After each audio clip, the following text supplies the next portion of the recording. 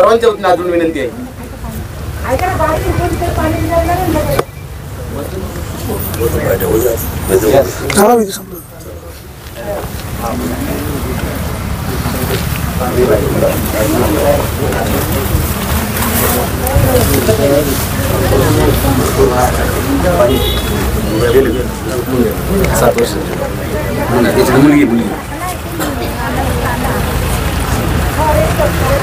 आमदार साहेब या ना येते या बऱ्याच मान्यवर आधी सागर समाजामध्ये पण लागत नाही. आदिवासी फॉरेस्ट डिपार्टमेंट आहे त्यांच्या बेनके साहेब, घटना अतिशय दुर्दैवी आहे. तुम्ही दोघेही इथे आहात. काय उपाययोजना करा सरकारमध्ये तुम्ही दोघं पण आहात? आता हा जो बिबट्याचे समस्या जे आहे तो अनेक वर्षापासून आपल्याला तो पाहायला मिळतोय. हीच घटना नाही तर गेले अनेक दिवसांपासून अशा घटना ज्या होतात तेव्हा जनतेचा खूपच मोठ्या प्रमाणामध्ये आपल्याला रोष पाहायला मिळतो.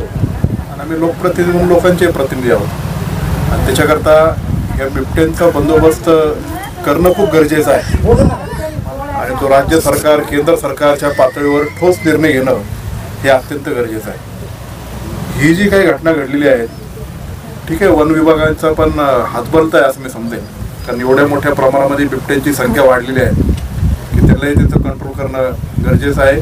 पण एवढी मोठी संख्या बिबट्याची असताना वन विभागाच्या अधिकाऱ्यांनी जिथे जिथे जे बिबट्या निदर्शनास येतील किंवा त्याला बंदोबस्त करायचा असेल, काउन्सिलिंग करायचे असेल, ज्या छोट्या छोट्या वाड्या वस्त्या तिकडे लाईटची व्यवस्था असेल ही उपलब्ध होणं आणि ते करणं गरजेचं आहे. आता फक्त असं होणार तसं करणार आणि त्याच्यानंतर आम्ही असं करणार याच्यापर्यंत आता काय जुन्नर तालुक्याच्या लोकांचं हे अंत झालेलं आहे. आता म्हणजे किती बळी गेल्यानंतर असं होईल असं अनेक दिवसांपासून चाललंय आणि त्याचं ते वारंवार ते चाललेलंच आहे. आता तालुक्याचे आमदार शरददादा सोनवणे इथं आलेले आहेत. ते तालुक्याचे लोकप्रतिनिधी म्हणून लोकांनी त्यांच्यावर विश्वास टाकलाय. ते आपले सगळ्यांचेच आमदार आहेत. तर शासन दरबारी आपण एक सगळ्याच पक्षाच्या नेते मंडळी असतील किंवा काही फॉरेस्टमध्ये काम करणारे लोक असतील किंवा जे NGOज असतील त्यांच्याबरोबर एक बैठक घेऊन आपलं काय दिशा घेतली पाहिजे की जेणेकरून जुन्नर तालुक्याच्या बिबट्याच्या संदर्भात यावी. आणि याच्यामध्ये कुठल्याही प्रकारचं आता काम ठोसमध्ये झालं पाहिजे. आणि ते काम ठोसमध्ये उतरवण्यासाठी जुन्नर तालुक्यातल्या सर्वच आम्ही लोक सगळ्याच पक्षाचे नेते मंडळी एकत्रितपणे एक दिशा ठरवून एकमेकांना दोष देण्यापेक्षा त्याच्यावर कारवाई झाली पाहिजे ह्या मताचा मी आहे. नाहीतर काय होतं मग कोण म्हणतं इथं लाईट लावली नाही, याने असंच केलं, याचं लक्षच नाही, प्रशासनावर पकड नाही, असे बरेच अनेक चर्चा होत राहतात. आता ठीक आहे, आता ही घटना काय कोणी काय घडवली असं नाही, पण आहे त्या परिस्थितीत आपल्याला ते सुधारले पाहिजे. आणि ती परिस्थिती सुधारण्यासाठी एकत्रितपणे एक दिलाने सगळे एक विचाराने, शेवटी सरकार कोणाचं असो, शासन कोणाचं असो, माझं एक आहे, याचं एक, त्याचं एक, मी सहभागी सारखं आहे. फक्त लोकांसाठी आपल्याला ते काम करणं गरजेचं आहे.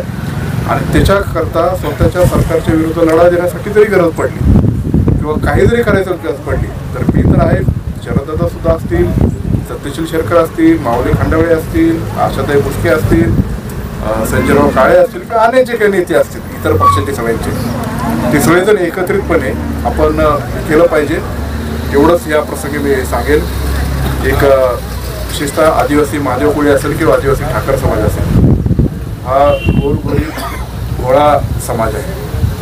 रोज कष्ट नाही केले तर त्यांचं पोट भरणार नाही अशी परिस्थिती अजूनही आहे.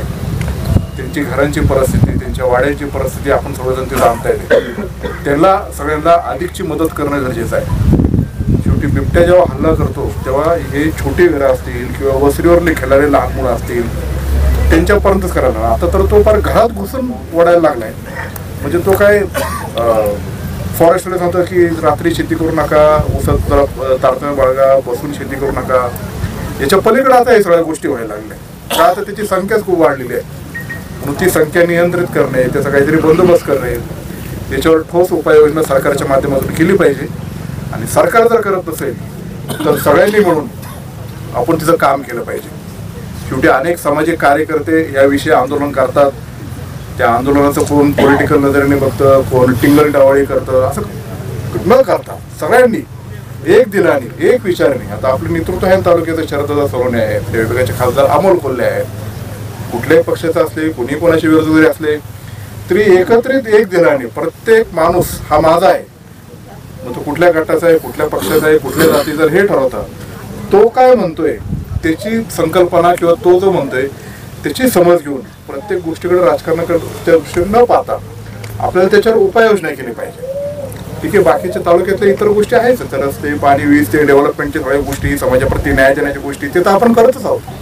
पण हा त्या प्रसंगाने समस्या उद्भवली. ह्या समस्येचं जोपर्यंत आपण विघटन करत नाही किंवा ते मातीमूल करीत नाही तोपर्यंत पुढच्याला काही किंमत नाही. मी तरी आपण सर्वजण एकत्र मिळून, सगळ्या राजकीय पक्षाचे नेते मिळून या तालुक्याचे आमदार शरददादा सोनवणे यांच्या नेतृत्वाखाली आपण सगळेजण एकत्रितपणे काम करून या बिबटेचं काय करायचं याचं करण्याचा आपण निश्चित प्रकारे प्रयत्न करू. आणि त्याच्यासाठी मी कालच रात्री जेव्हा घटना घडली तेव्हा इथले सरपंच रवी डोके असतील किंवा पत्रकार असतील त्यांच्यावर मी बोलण्याचा प्रयत्न केला. संतोष नाना काल रात्री इथं भाजपचे तालुका अध्यक्ष इथं होते, त्यांच्यावर बोलण्याचा प्रयत्न केला. ते DFO आता जुने गेले नवीन आले तरी तो प्रश्न तो आहे तसा आहे ते. म्हणून आपल्याला एकत्रितपणे मिळून त्याला पुढं जाणं गरजेचं आहे असं मला इथं वाटतं. आणि तालुक्याच्या लोकांचा प्रतिनिधी नात्याने मी पण सगळ्या समाज बांधवांना आश्वासित करू इच्छितो की आम्ही सगळे तुमच्याबरोबर आहेत. घडलेली घटना अत्यंत दुर्दैवी आहे. आम्ही सगळेजण तुमच्या दुःखामध्ये सहभागी आहेत. तुमच्या वेदना, तुमचे जे काय म्हणणं आहे डॉक्टर साहेब, हे आम्हाला पूर्णपणे त्याच्या कल्पना, त्याची जाणीव आहे. आणि त्याच्यासाठी आम्हाला सगळ्यांना मिळून जे काय करता येईल ते करण्याचा आम्ही निश्चित प्रकारे प्रयत्न करू. आणि मी हे लहान लेकरू सिद्धार्थ यांच्या प्रती तालुक्यातील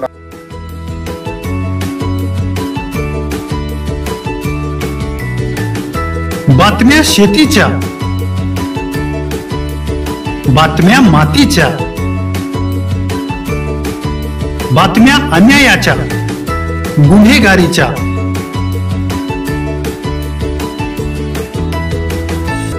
राजकारणाच्या आणि समाजकारणाच्या, शोषणाविरुद्ध बुलंद आवाज, जनसामान्यांच्या हुंकाराची गाज, सत्कार्याला प्रोत्साहन, दुष्कृत्याला अनुशासन,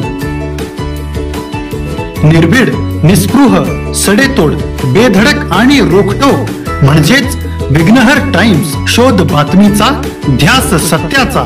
आपलं चॅनल, आपली बातमी. सबस्क्राईब तर कराच, पण बेल आयकॉनवर क्लिक करायलाही विसरू नका.